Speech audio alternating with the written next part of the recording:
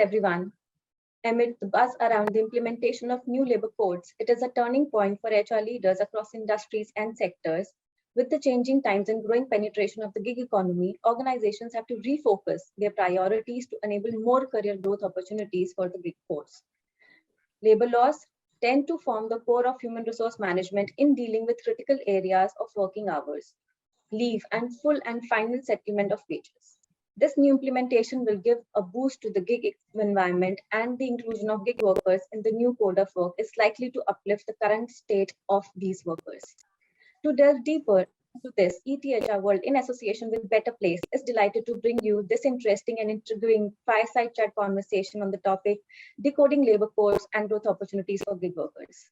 And joining me for this dialogue, we have with us Rajesh Balaji Sathyanarayan, CHRO matrimonycom, and Avinash Fernandez, Director, Staffing Services, Better Place.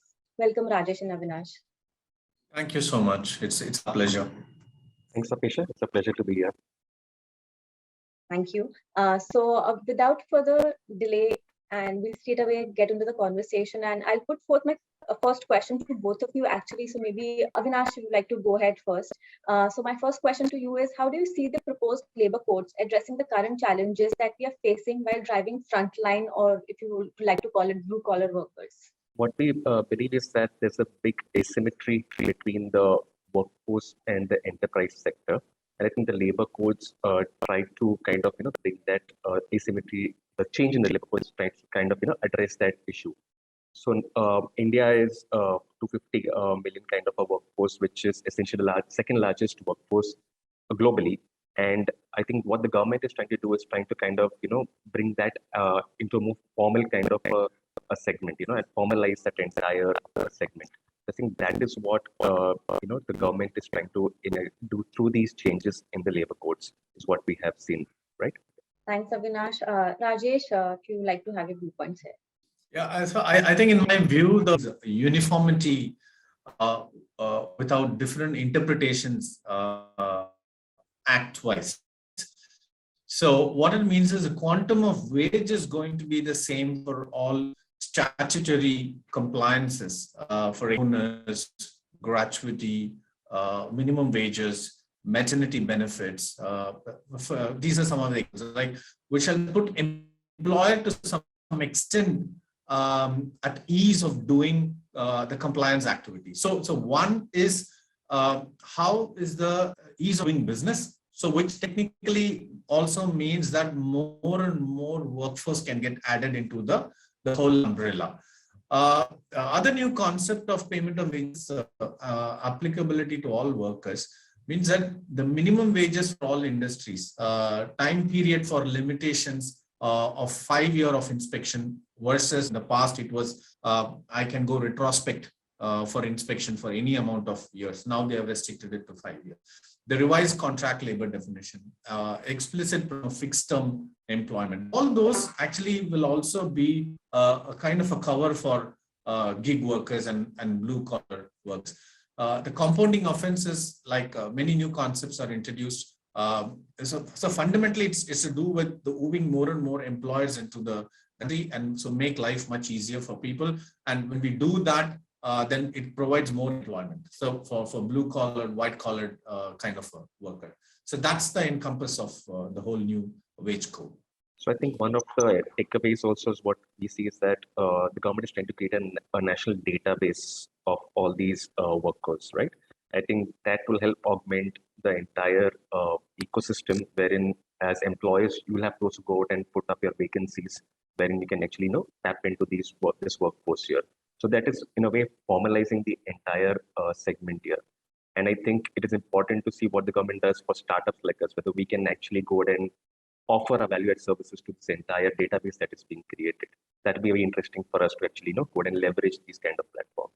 Sure, Avinash. So Avinash, building on that thought and talking specifically about the gig workers and the new codes, what do you think are the specific concern areas and needs for gig workers? So what we have seen is there are two types of gig workers. One is the task-based gig force, and there is a term-based gig worker, right? The task-based workers are typically the ones that even I know the more common, the delivery boys and the for an e-commerce platform or for a food chain, right? So that is something that we are able to relate with already. The second one is the term-based gig worker. Now that is more like in a retail chain. So what we have seen is typically a person works during the festive period only, the gig worker, okay, for a short time frame, and then he's kind of asked to move out. So what the government has tried to do is try to recognize these gig posts, which didn't exist earlier. Right today, there is importance given to a gig worker also, and more importantly, they're saying that what benefits need to give is also important to these gig posts. So they can opt for ESIC as well. They can offer insurance as well here. Similarly, the government is trying to reinforce policies wherein they will need to take up social security as well for these gig workers. Now, when you add these benefits, you give them these benefits to the gig workforce, I think that takes care of the financial well-being of them, and that is something that plays at the back of their mind. And that in turn reduces your attrition. So as an enterprise, I think if you're offering them benefits, that will again reduce your attrition, which in turn will actually go ahead and reduce operational cost as well. Sure, Avinash. Rajesh, if you want to add something to that, in fact, alongside building on a thought where we can talk about the growing career opportunities to the gig workers, and also specifically if you want to address in terms of the current framework, the organization framework that we are currently working in. See, so in my view, right, it's a new kind of environment for many organizations. Having said that, we term them as gig workers now. But the concept of gig workers has always been there in this country for a very, very long time, right? If you take for example movie industry, right? The movie industry is nothing but a culmination of gig workers. The cinematographer or an editor or the person who's holding the lights, right? They don't work for a company. They work on a specific assignment or a project. The concept of gig workers is been there in a different terminologies, and it's more of not in an organized sector. So what happens when we actually give them a term, when we give a terminology for such workers, then what happens? We are creating an umbrella for many people to join that umbrella. Currently, what is happening is, let's say a construction labor force, right? Or in the movie industry or any other industry for that matter, the local governments have taken their own measures, right, to give them a social cover for them. But it differs from state to state. Some states do have, some states don't have. For example, if you look at Karnataka, Tamil Nadu, Kerala, Maharashtra, Gujarat, there are well-defined social cover for these people working in these states. But if you look at Uttar Pradesh or if you look at Madhya Pradesh, it's not defined well. What happens when you bring them under a gig worker terminology? Then when the union government is bringing in a larger cover for them, then the uniformity of application will be there across India. So a person working in Bihar will be no different from a person working in Kanyakumari, or a person working in Kashmir will have the same conditions of social security cover. So that's what the government is trying to do. The central government or the union government is giving a framework, overarching framework, and the respective state governments will work its own plan based on the affordability, etc. So more and large that 75% of a common cover will be there across for the gig worker. The governments are still thinking around it. It will take some time for them to come up with, but the thoughts are in this direction, which is right. Hope that answers your question. Yeah. Yeah, sure, Rajesh. Nash, would you like to add something here? Yeah, I completely agree with Rajesh, right? So I think some of these benefits like migrant workers also, right? They're saying that migrant workers, you'll have to give them, you have to actually take care of their once you travel, pay for their travel back to their hometown.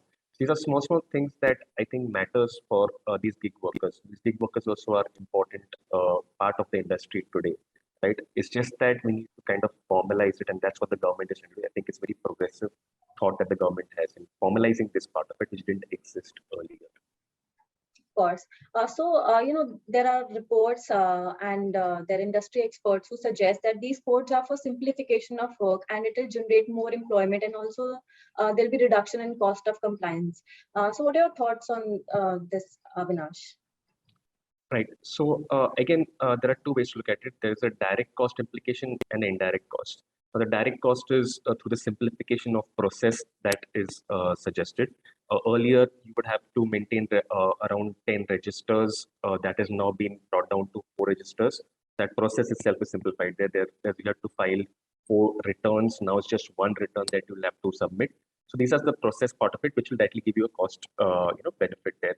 The indirect part is wherein the benefits that we offer to these gig workers, right, which the government is suggesting to offer. So through these benefits, through the insurance, through the social security that we're talking about here, that will reduce the attrition. Now, attrition in the frontline workforce is in the range of 60 to maybe 80% currently, right? So as an organization, as an enterprise, you have to keep churning that workforce, keep overstaffing yourself to ensure that the attrition is taken care of. Now, if you offer these benefits and you actually make sure the well-being of this big workforce is there, in that case, your attrition levels will itself drop down by 20%. And that is where we feel that these kind of policies will, in the end, kind of take care of the cost of attrition as well as part of this entire labor code that we're talking about. Sure, Rajesh, if you'd like to add something here. No, well said, Avinash. So basically, the objective is what? It's twofold. One is simplify the whole process. What happens when you actually simplify? When you simplify, it makes easy for the organizations from the compliance. The biggest problem currently that we have been facing in this country is too much of compliance, right? Too much of certifications and too much of inspections and all. So what happens when you simplify? It becomes easy for organizations to look into India kind of a country, especially when you have Make in India kind of a scheme that is promoted by the government of India. So the companies don't hesitate to actually come in and then start to do business. So when more and more companies come in, then what happens? It creates more of an employment generation. When more employment generation happens, the more and more scope for social security cover. Lot of people who come under the unorganized sector will move into a formal sector over a period of time.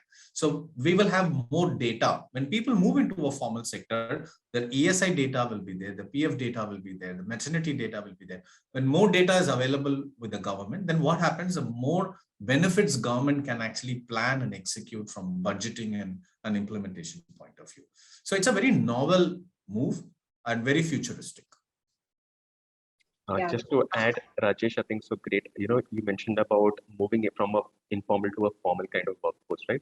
Now, I think what the government can do is they can take it one step further as well. If they can add upskilling to this kind of a platform that they are creating, right? Today, as gig workforce, it's a very basic entry-level kind of a job we're looking at here. But nothing is being done to train and upskill this person to go to the next level. So that is where players like us, we have platforms where we kind of try to, upskill this blue workforce and make sure that they are ready for the next level. I think that is something important that the government can take as an initiative to actually go ahead and make this a steady flow of with the workforce coming in and moving on to the next level. Absolutely, Avinash. So while we talked about the government initiatives and what the larger globally, what everybody is doing and all, I would like to turn this conversation a little specific here. And Rajesh, I would like to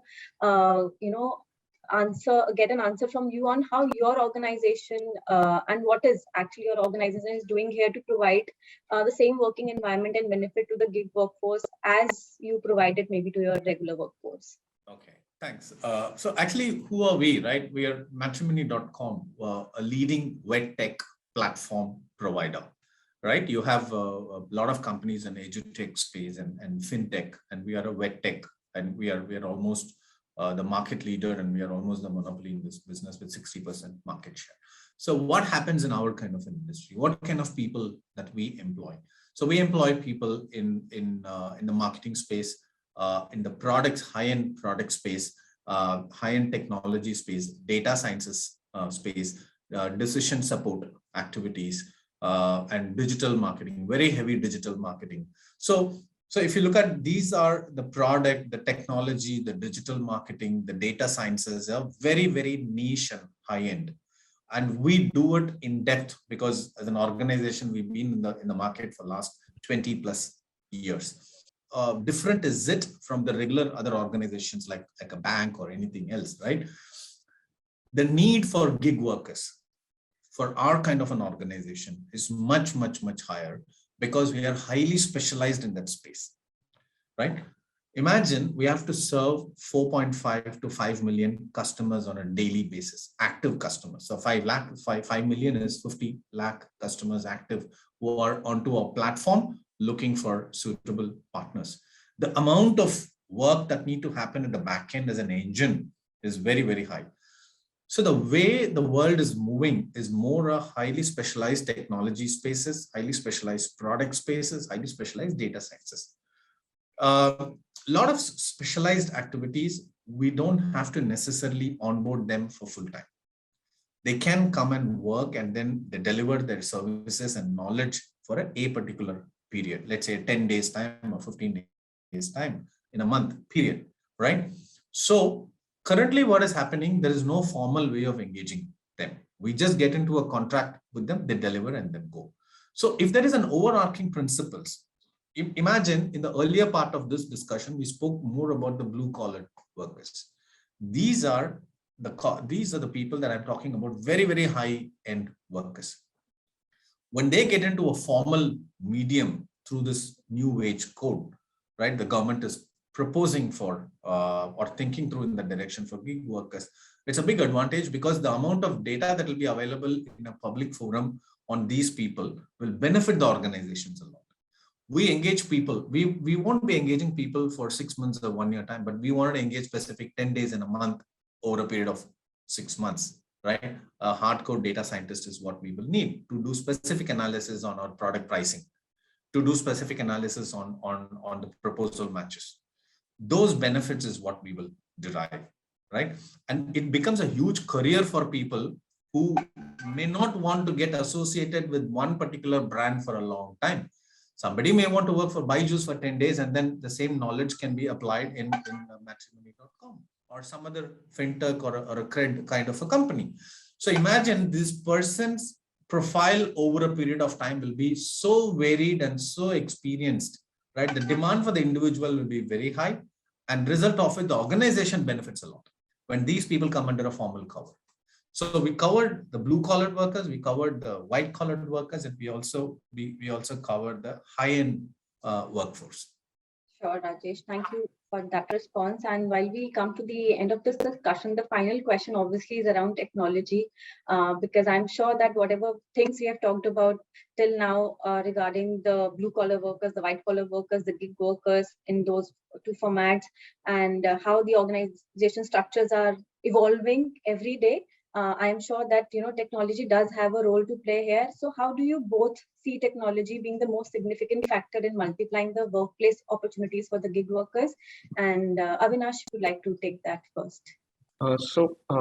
Again, we are more in the blue collar space. So today there is a demand supply kind of a gap that exists in this space, right? You take a delivery kind of a job, he has multiple options available. However, we have less riders or delivery boys available in the market today. This is the actual challenge that is there at the ground level. So what we have done is we have at Better Place Select, we have a platform which connects the supply part to the demand as well. Now, take for example, the profile of a person is created on this platform. He has the option of choosing slots that are available for a particular gig that is available during the day. Now, this could be during the day, during the night. So for example, in the morning, he could actually choose a slot to do a e-commerce delivery kind of a role. He can go out there, pick up his shipments and go and deliver it. And in the evening, he can go ahead and select a food chain kind of a slot wherein he has to do deliveries of food parcels. So this is the kind of a gap that we're trying to bridge through our platform. That's a technology integration that we have. It's a matchmaking platform.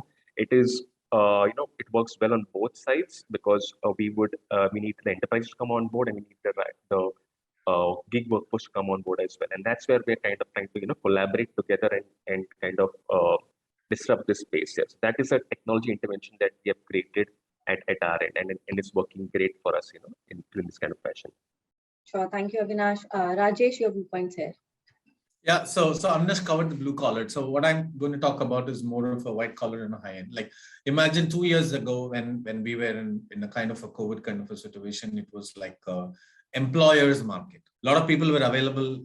So the employer had a good run of hiring whomsoever that they want. But after COVID, now the demand, pent-up demand went up and it became employees market, right? In this kind of an environment, many organizations are actually struggling to hire right kind of a people because of the great resignations in the technology industry. There are many new platforms and technologies that are coming up in place. The current struggle that most of the companies that is going through, especially in the technology space and the product and data sciences, is the wage cost is going up, significantly up, is because of the pent-up demand, and the result of which one individual carries multiple offers, and so it's almost like becoming a bidding process for the organizations, and organizations do struggle. That's a reality in the current one, but I hope it settles down, and then at some point of time the market should normalize. It cannot go one way up or one way down. It has to stabilize and normalize. But a lot of platforms have come in place more from the social behavior scoring point of view of an individual. There are a lot of new startups have come which captures high-end technology, product and data sciences kind of people who have a lot of knowledge, or knowledge workers. The problem not with the technical skills, the problem is the behavioral skills. So a lot of such platforms do capture those information that is available in the public forum, creating a personalities, so that organizations can make a right hire from the using those technologies. So it's a boom. It's at the startup stage. So 2-3 years down the line, they will accelerate, and then much more information would be available for the corporates for the right hiring. That's what I would conclude with. To summarize my thought process, I think it's important that a formal governance framework is extremely important, because 10 years down the line, when you look back, the number of people who will be in full-time employment will be considerably lower compared to number of people who will be gig workers, because people like that. Everybody wants to go in that direction, right? My parents' days are gone. My grandparents' days have gone. My kids, my parents' days are, the problem was more of there's no resources for them, right? But my kids, the problem is abundance. So how to deal with abundance is a bigger challenge. So when there is abundance, when there is options, people will have options to choose. So more and more gig workers will coming into the workforce. A formal workforce program will definitely help to make a better Bharat. Sure, Rajesh. So with those great thoughts and lots of information and very interesting conversation, we have come to the end of this fireside chat discussion today. Thank you for, taking out time, and also for keeping your responses so crisp, but very, informative and very interesting for the audience here to observe what kind of the future we are looking ahead for gig workers. So thank you both of you for joining, and it has been an absolute delight to host you today. Thank you, Avinash. Thank you, Rajesh. Thank you so much. Thanks. Pleasure.